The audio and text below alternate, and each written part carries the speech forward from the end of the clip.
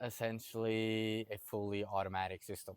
It's something set up that does X, Y, and Z forever, essentially. And in an automation, I think you can have a workflow inside an automation because it's essentially a flow of work. So when a lead comes in, you get enriches, you enriches for X, Y, and Z, and you send them an email. That's a workflow in itself. What would you say the biggest difference are?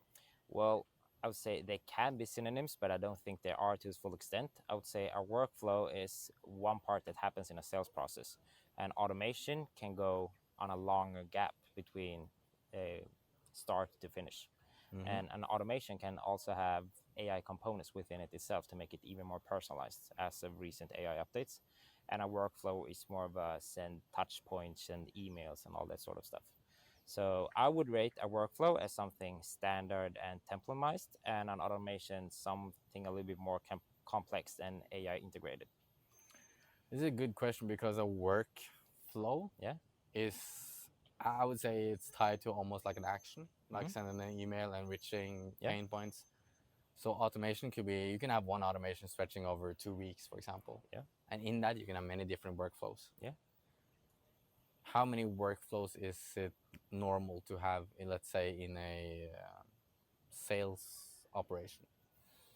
Super good question. I don't think there's a fixed number to this. No. It all comes down to how resourceful you want to be. And usually, when it comes to resourcefulness and sales automations, it's always the more the merrier, what I've seen. For example, a company that have never used any sort of sales automation, kind of having a hard time because they do stuff manually. But when they see the value of having their sales process touch points automated, it's like opening a new door, opening a new business.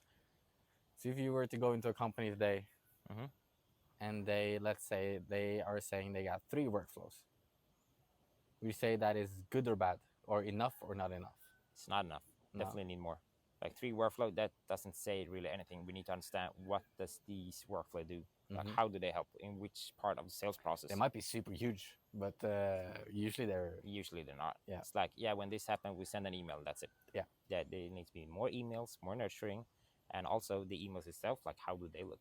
What are they even clickable? Is it newsletter kind of thing? Is it book a call type of like so many questions? The opt-ins are crucial. Yeah. Create engagement, not statements. I'm telling you. Spitting fire. And this is actually also a good one. How do you decide what to build first versus what can wait 90 more days? Or like, yeah. Quick answer: ROI providing activities. Moving the needle. Yeah, moving the needle. Like, you want to make workflows and automations and systems that provide you more revenue.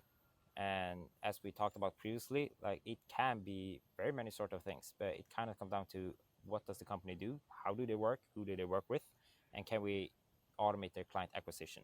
But client acquisition can be outbound, it can be paid, it can be It's a hard ROI referrals. task. Yeah, but any of these sources that will drive more revenue, then exactly what it might be looks a little bit different. Yeah. So what would you say is a high ROI task and a low ROI task? And high ROI task is, once again, something that moves the needle, that generates revenue.